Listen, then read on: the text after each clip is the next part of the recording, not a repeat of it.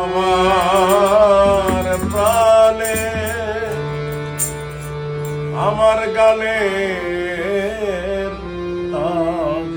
ভরাট কণ্ঠে যিনি জীবনের কথা বলতেন, মানুষের ভেতরের মানুষটিকে জাগিয়ে তুলতেন, সেই প্রখ্যাত বাউল শিল্পী সুনীল কর্মকার আর নেই।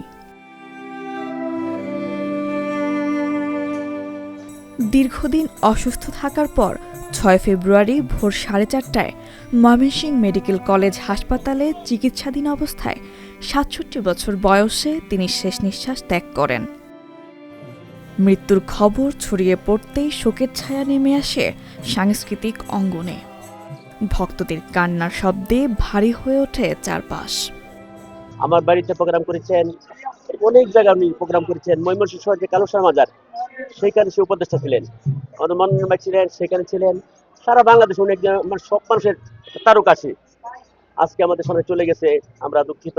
আমাদের একটি তারকা চলে গেছে, শুধু ময়মনসিংহের না, পুরো বাংলাদেশের।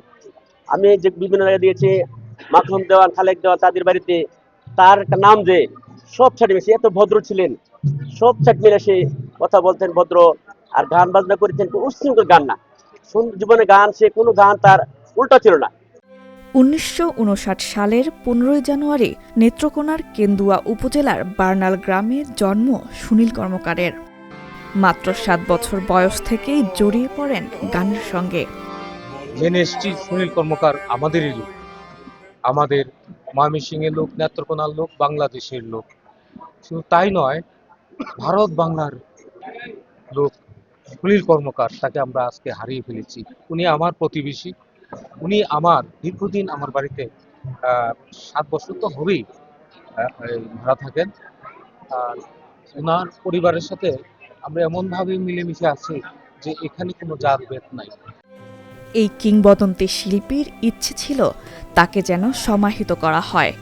তাই তার ইচ্ছে অনুযায়ী জেলার গৌরীপুরের কলতাপাড়ায় তাকে সমাহিত করা হবে বলে জানিয়েছেন স্বজনরা। রাত্রে গান করতে করতে অনেক কান্না করা শুরু করলেন। তো জিজ্ঞাসা করলাম, করার পরে উনি বললেন যে আমাকে সমাহিত করা হোক। সেটা হচ্ছে আপনার গৌরীপুর উপজেলা কলতাপাড়া একটা জায়গা আছে, ওই জায়গাতে ওনার নিজের জমি আছে, এখানে ওনাকে সমাহিত, ওনার ইচ্ছা অনুযায়ী এখানে সমাহিত করা হচ্ছে। আমরা এই উদ্যোগটাই গ্রহণ করছি, ওনার ফ্যামিলি সহ সবাই।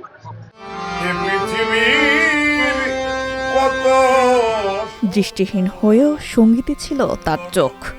সেই চোখ দিয়েই তিনি দেখেছেন জীবন, মানুষ আর দর্শন। ভরাট ও আবেগময় কণ্ঠে একাই মাতিয়ে তুলতেন যে কোনো আসর।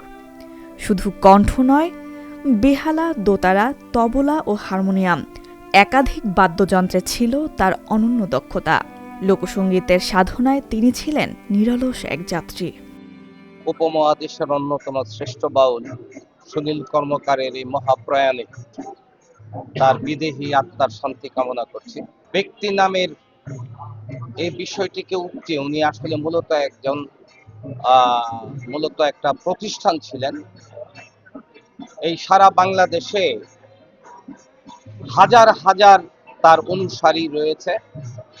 মূলত সঙ্গীতের বিভিন্ন শাখায় তার পদচারণা থাকলেও বাউল দর্শনের উপরে যে তার অনুশীলন, বাউল বিষয়াদি যে লালন এবং এটাকে গবেষণার পর্যায়ে নিয়ে গিয়ে এটাকে সংরক্ষণ করা, এই ক্ষেত্রে তার ভূমিকাটা অবশ্যই অবিস্মরণীয় একটি ভূমিকা।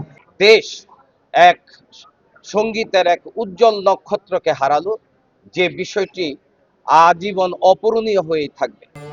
চলে গেলেন বাউলের এক সাধক, কিন্তু তার গান থেকে যাবে মানুষের হৃদয়ে চিরতরে। ডেস্ক রিপোর্ট, আজকের পত্রিকা।